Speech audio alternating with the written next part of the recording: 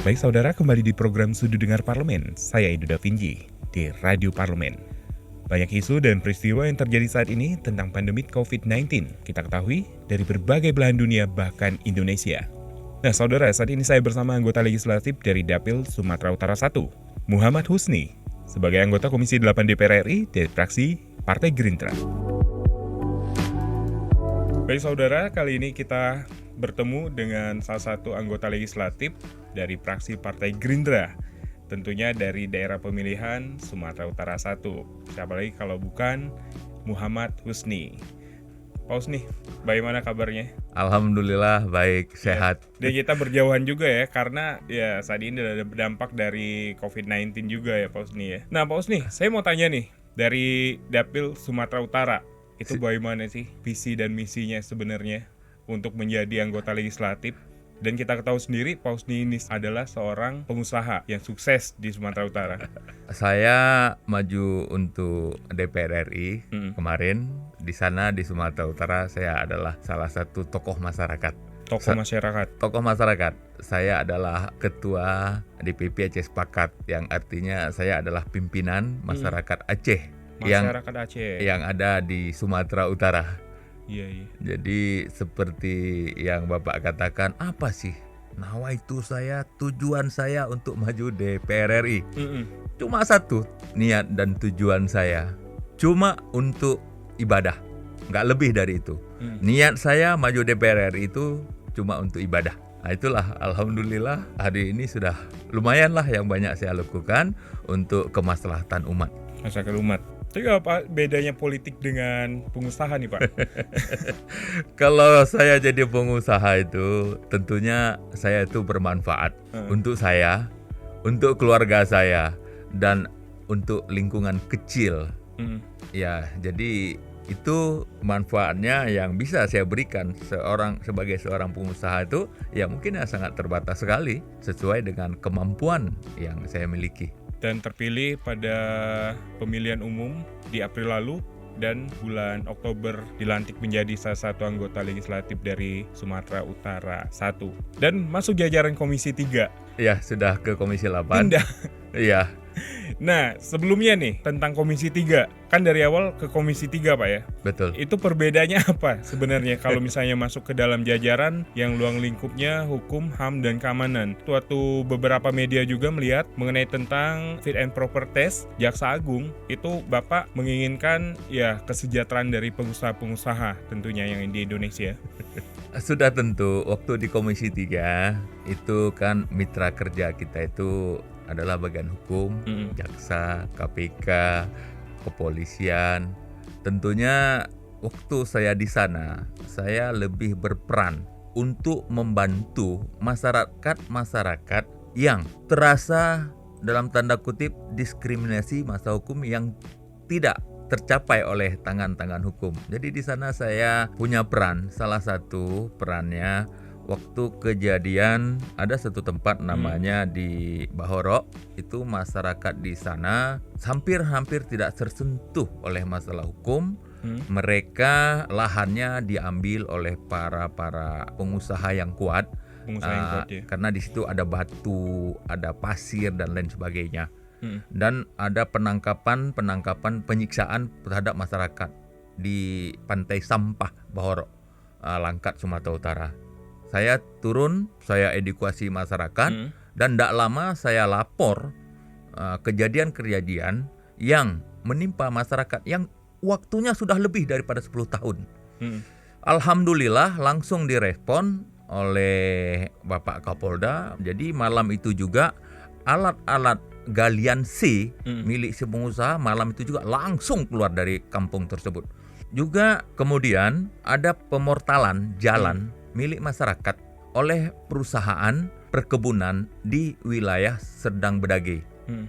Saya turun dan kita edukasi masyarakat dan kita beritahu, kebetulan kebun itu HGU-nya sudah mati. Alhamdulillah hari ini masyarakat sudah bisa menikmati dari perjuangan saya di Komisi 3. Dan mengetahui juga mengenai hukum yang terjadi pada saat ini Pak ya? Iya.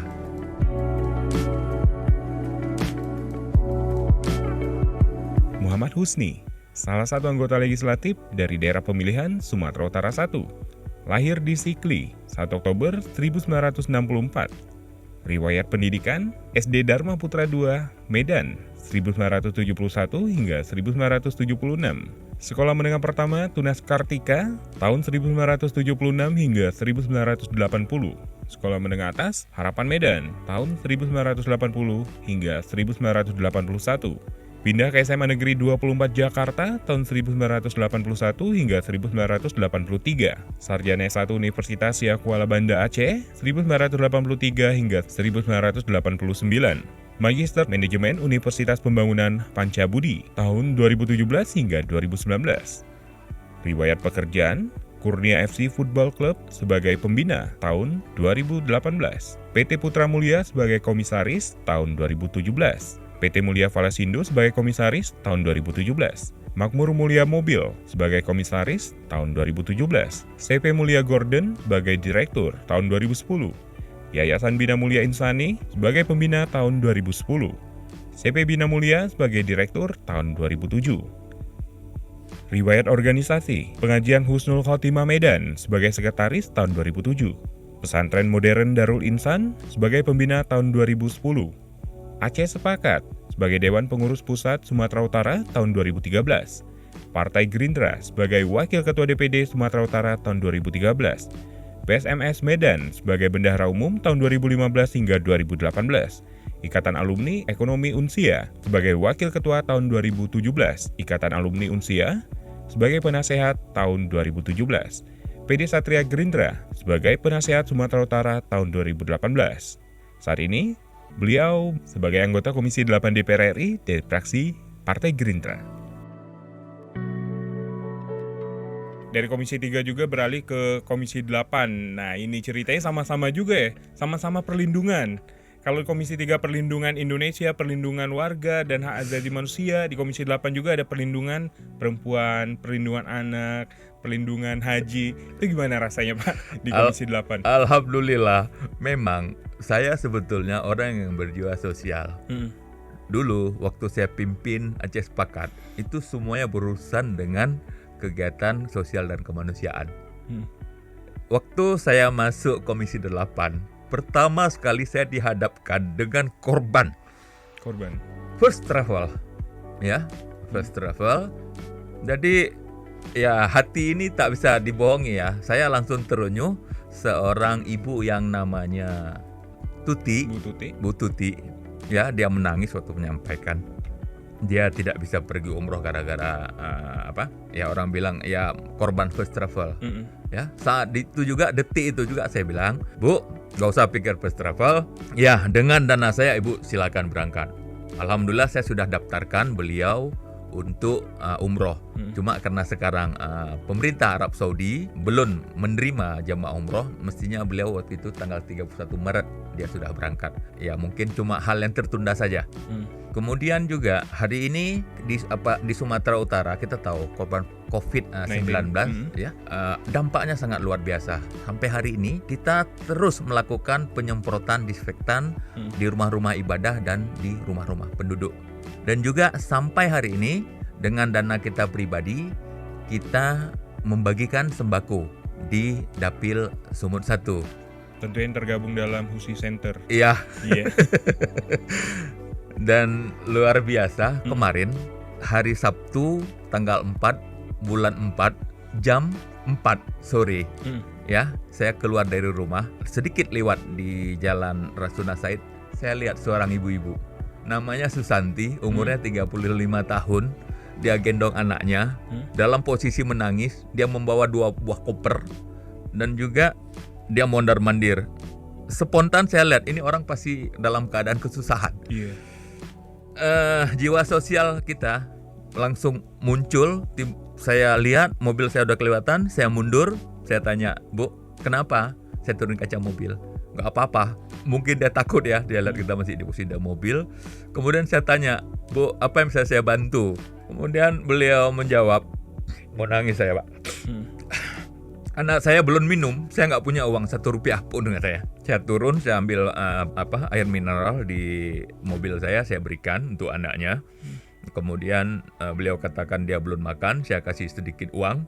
Karena saya lihat dia bawa koper, saya tanya, "Bu, Ibu mau kemana?" Nggak tahu, saya sudah diusir dari rumah kontrakan saya. Saya tanya, "Berapa biayanya?" 300.000. 300.000 pun Ibu nggak sanggup bayar. Enggak. Saya cuma kerja harian. Kadang-kadang saya ngamen, kadang-kadang saya membantu orang yang berjualan makanan malam. Hari ini semua sudah tutup. Kami rakyat kecil sampai hari ini tidak menerima apapun. Kami tidak menerima bantuan 1 rupiah pun. Sehingga nasib kami seperti ini. Saya tidak tahu harus kemana hari ini. Spontan dia bilang inilah akibat pengetatan daripada virus corona yang bantuan dari pemerintah kami belum rasakan. Saya katakan saat itu juga saya berikan dia ibu itu uang untuk dia bisa melanjutkan kontrakan rumahnya. Dan waktu saya berikan uang yang saya rasa jumlahnya juga tidak seberapa, beliau katakan kepada saya, "Allah telah mengirimkan malaikatnya untuk saya, Pak," katanya. Saya langsung di situ, saya nggak tahu, saya langsung terharu, luar biasa saya pikir ya. Jadi harapan saya kepada pemerintah ini, saya hari ini yang ada di Komisi 8, supaya cepatlah bantuan sosial kemasyarakatan yang katanya 110 triliun cepat disalurkan kepada masyarakat-masyarakat yang sangat membutuhkannya. Hari ini kemiskinan itu luar biasa. Jangan sampai ya hari ini kita sama-sama mengetahui hampir 200 orang yang telah meninggal akibat dari wabah virus corona ini. Tapi kalau orang yang tidak bekerja, tidak punya penghasilan, hidup dalam keadaan kelaparan, anak yang tak dapat makan dan lain sebagainya, ini jauh lebih banyak jatuh korban. Jadi harapan saya untuk pemerintah ini, tolonglah segera dibantu ya. Kami tahu juga banyak masyarakat, kelompok-kelompok masyarakat yang hari ini telah turun lapangan dengan mengumpulkan dana dan lain sebagainya, juga sudah membantu masyarakat. Tapi sudah pasti pemerintah harus tangannya yang lebih besar, lebih luas, lebih kuat, yang harus melakukan hal-hal tindakan terhadap masyarakat kita. Dan yang penting kita harapkan untuk secepatnya, Pak ya. Kan kita lihat juga di pasar Tanah Abang itu sekitar ribuan orang pedagang stop dulu. Tamrin, ribuan orang pedagang stop dulu. Karena banyak yang udah mudik tanpa membawa bekal. Kayak misalnya THR lain sebagainya gitu. Dan kita harapkan juga untuk pihak terkait dan juga kepada beberapa jajaran pemerintah juga dapat segera menanggulangi virus COVID-19 ini sendiri. Baik, nanti kita kembali lagi tetap di Sudut Dengar Parlemen. Radio Parlemen DPR RI.